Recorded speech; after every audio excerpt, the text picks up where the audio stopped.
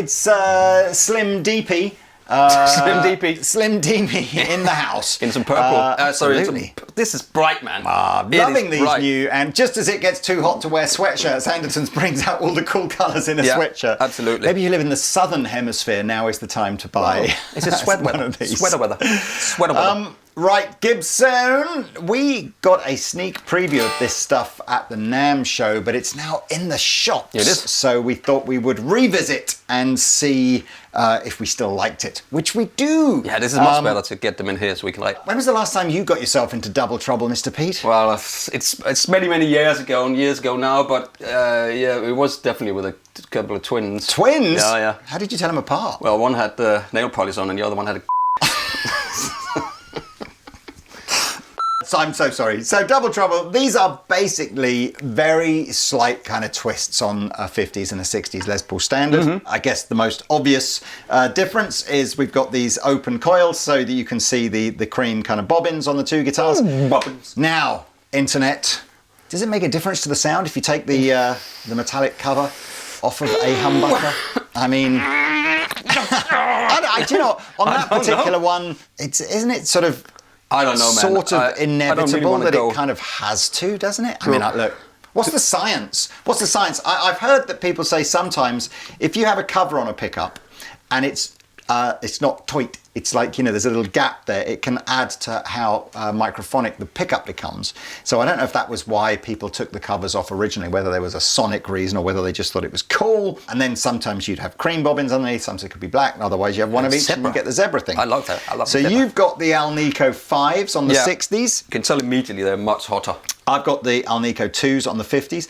The only other difference is if you bought a standard, I think you've got like a red stain on the back, whereas the... like this. Yes, whereas on these Double Troubles, you've got the sort of the natural stain. Let's have a listen, Mr. Let's do it. And can I just say really quickly, please like and subscribe. We've 35,000 subscribers from 1 million. So close. And come on, please. Come on. Feel the noise. Yeah, feel the noise by September, my birthday, when I'm 60. That would be really nice if you could do that. I'll get you a pair of twins for your 60th birthday. Yeah, so let me take all the pedals off. It's definitely hotter.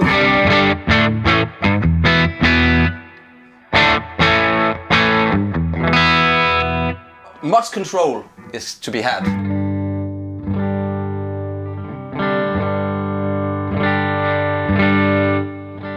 Are we missing a treble bleed there, maybe? No, maybe not.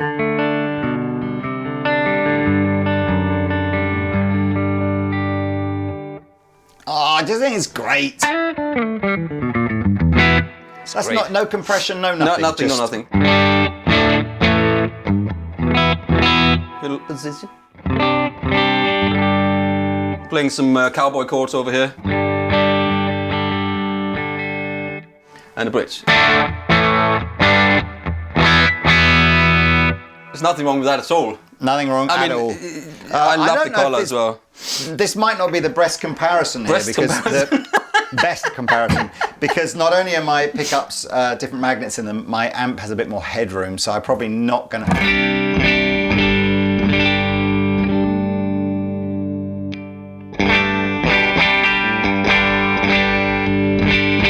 I sort of feel like you're going to have to plug this in because it's not driving the amp as much, but that might be more the amp than the guitar. They're not weight relief, these guitars. They are not, they are proper. They're proper Gibson guitars, weight 8.5. It looks great, man.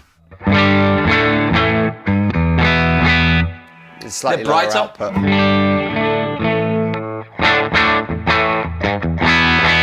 There's not much in it, is there? I've got a bit of extra reverb on. Let's try some gain from the Dane. Ooh.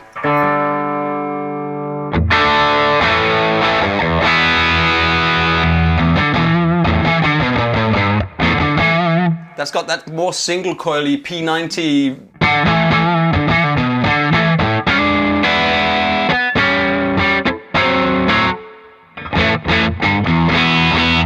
It's so funny, that whole My initial response to not having the pickup covers is the guitar doesn't look as nice. It's got like a modded vibe to it. Yeah. But the more you sat playing that one, I don't know, it sort of reminds me of like an Ace Frehley kind of Gibson, Les Pauly sort of thing. I would have them separate. Much more gain, yeah.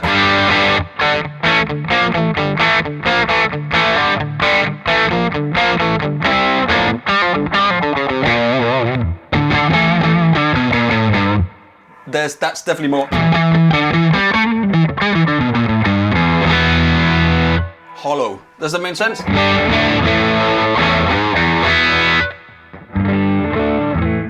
There's more low end in that one, but you try, see what you think.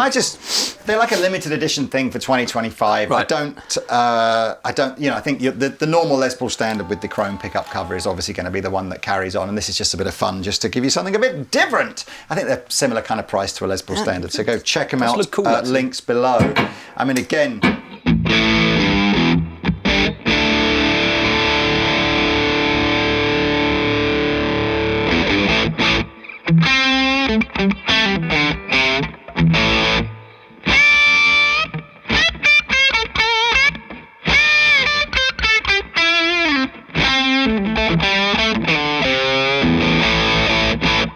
I just love Les Pauls on that kind of gainy.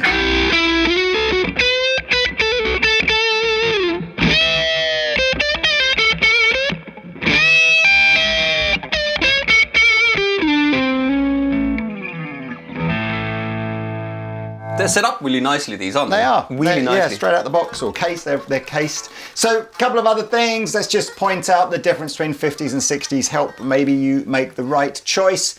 Different tuners between the 50s and the 60s, with the 50s one having a slightly more vintage vibe to them. Slimmer neck. Marginally chunkier neck on the 50s. I must admit, I don't get too hung up.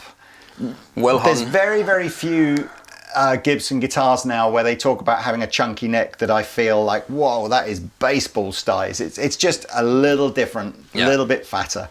But yeah, different knobs, different pickups, as we talked about. All the spec will be on the Andertons website. Smell it, man. Cool looking guitar. Smell it. Smell it.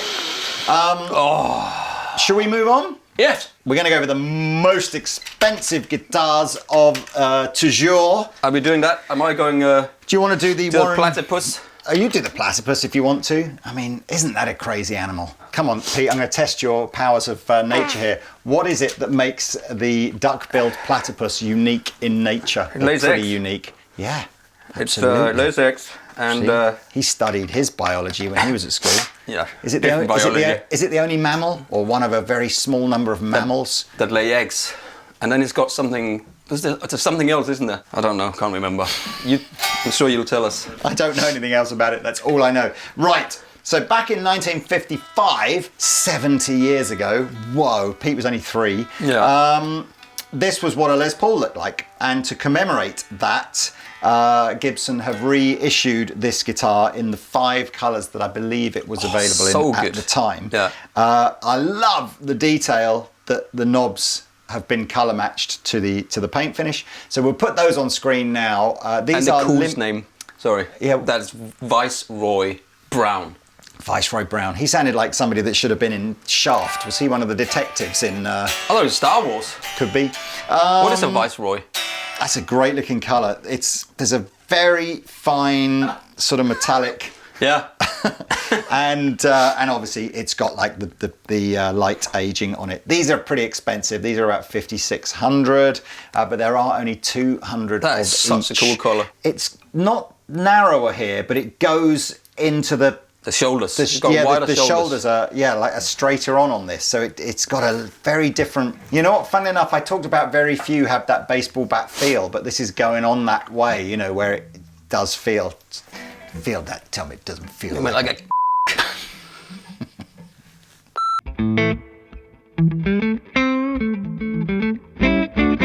Much more of a smoother sort of single coily kind of sound. You know, it's.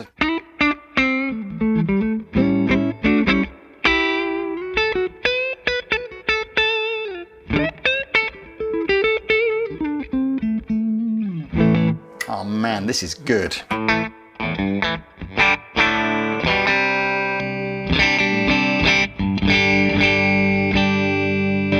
Put a Dane on it.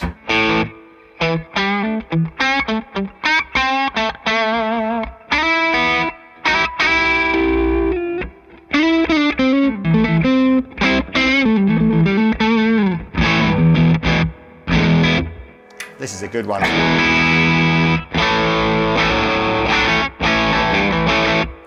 I just like the fact that it's not roaring like a regular Les Paul would, so it just gives it a slightly different kind of vibe. I think if I was in the market for a Les Paul this today, I think I would go for one of those. The colours I completely forgot about how cool it was. Just superb. It would have been one of the first era Les Pauls with the separate bridge and tailpiece. I know it's expensive, custom shop, and it's, you know, everybody needs to just aspire to getting one day if you possibly can. So this is a 70th anniversary of 5 custom colour Les Pauls that were displayed at the 1955 NAMM show in Chicago. Imagine being at the NAMM show in 1955. I bet everyone was wearing a suit and there was no YouTube. Can you imagine? Wouldn't that be nice? Very, very nice. You can play this on the way out. This is a great guitar. But right. So the details on this, guys, it's a reverse body, right? Which is the cooler looking one of the two, in my opinion. One. It pays homage to a 1965 model they did apparently, and then because you have got the non-reverse headstock, but the reverse body. And then you got 6 inline tuners instead. So, and then apparently this looks a bit like a platypus's beak. I did read somewhere as well that the placement of the tuners allows the strings to go through the nut slightly straighter than a normal Firebird as well. Yeah. So you get that sort of tuning benefit. Isn't it odd that the Firebird that looks wrong is the non-reverse body? It's the one with the thing up here. This is the one that looked right. What was Johnny Winter play? What did he play? I can't remember. Was that a reverse Firebird? Or was that a... I think. Wasn't it this one? I think so. It was like a white, but... Yeah, white, absolutely, I'm sure. What with you got mini humbuckers. Yeah. Very spanky, isn't it?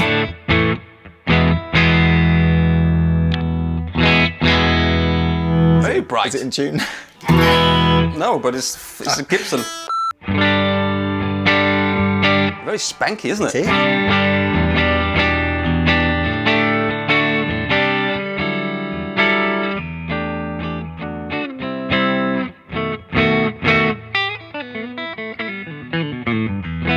It's so much lower output than a Les Paul. So much low output.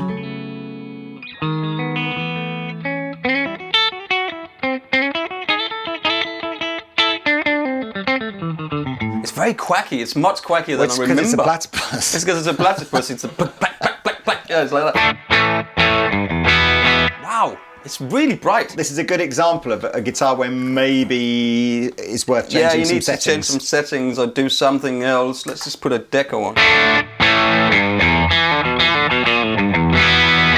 I think aesthetically, the reverse body with the non-reverse headstock would be the nicest. This is the one to buy, right? Yeah, I like or maybe just the reverse headstock is cool as well. But the right way round does nothing for me. No, nothing for me either. I like it.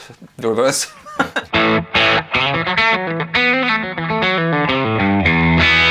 Needs more gain, doesn't it? Does it? What about just the boost of the Dane with a deco or something? I think it just needs more balls.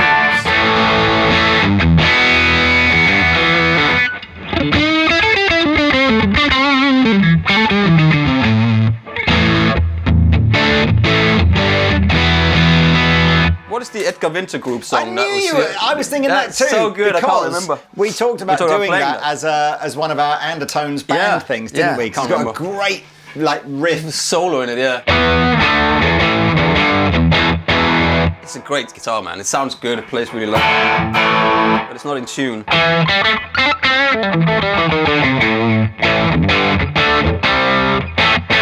But I can't be asked to tune it anymore. That's fair enough. Fair enough. Right, what's next? Well, do you want to government mule it up? Government mule? Yeah, this is actually one of the more affordable signature models, I think, in the Gibson range for not Warren Hewitt, as we were saying whilst we were setting up for this. Not that Warren Hewitt shouldn't have his own signature Les Paul, but no, this is the Warren Haynes model. Legendary guitar player. A superb guitar player. It's another Les Paul, but with P90s, which are hum cancelling, noise cancelling, which I've never seen on a Gibson before, I don't think. So that's I don't think cool. I've ever seen a P90 noise cancelling pickup full stop. I mean, they obviously must exist, but I don't think I've tried one before, so I'm keen to hear. It's a platypus special. My gut feeling is if you're going to put a 15 dB boost through through a normal pickup, you're going to have so much more noise. You have to use them with because this little switch here is a 15 dB boost. Danish Bob dB. Bob dB boost. It's quite.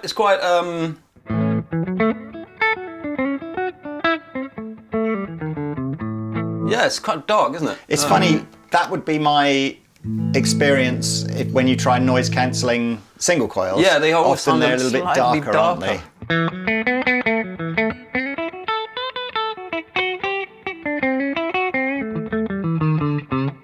He is a blues dad, isn't he? So I can get all my blues dad. Guy, yeah, blues, blueser. That's very quacky.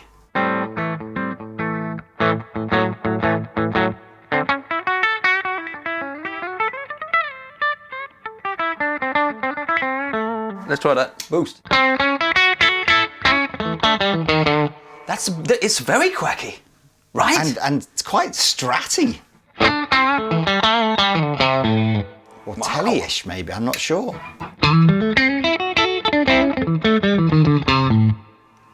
I do like the cherry matching kind of back and front. I think that's it's super very cool, isn't it? Not This quite matching, very but you know quacky.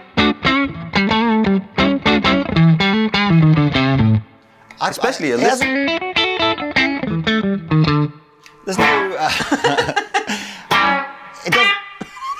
It doesn't sound like 15 dB. I wonder if there's like an internal trim or something. Yeah, that is 15 dB. Yeah.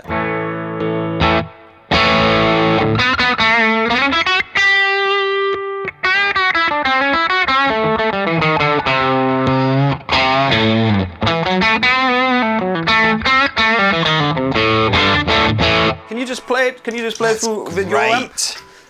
Oh, do I have to? This is the best one. The Viceroy Brown. That's That's why I do it, because I want this. All right, let me have a look. So I'm just which going to way see was is that off? That off, yeah. Okay. But just see if it says quacky with you or.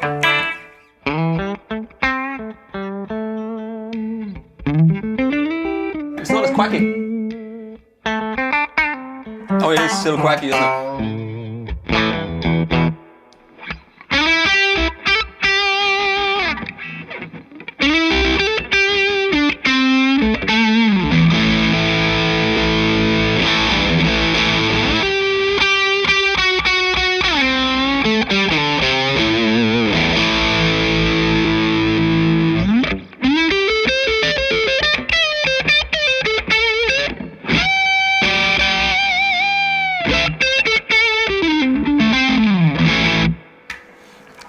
I'll take any Les Paul, any day, any pickups on it. I don't care. They just rock. Anyway, links below for all of these links guitars. below. And please like and subscribe because we That's are nice. so close. I would check these out again. These are a similar price to like a Les Paul standard, yeah. so they're not. There's no real sense there's a big premium just because it's a signature guitar. Just one last thing on this. It sort of feels like a pretty regular 60s kind of neck on it. So that's a great guitar. Yes, please, Mr. Pete, I would like to accompany you in this jamming out thing with this absolutely venomous piece. I would be careful. There's a venomous claw sticking out the back of this guitar here. Yeah, careful. It's very painful, apparently, if that catch your arm on that. Pete and I are going to jam out. Yeah. If you haven't yet, please hit that like and subscribe Please do button. that. In fact, don't even hit the like button. Just hit the subscribe button. Yeah, don't like it. Because we're desperate to get to... Well, I say desperate. We'd really love to get to the 1 million subscriber mark this year. It'd be nice to get the little plaque. Wouldn't it? What colour is it? Gold. Golden plaque. Beautiful. I'm going to have some teeth made out of it and then give you my glorious YouTube gold smile. Just one big one. Right, let's play some more Dad Blues. See you in the next video. Goodbye.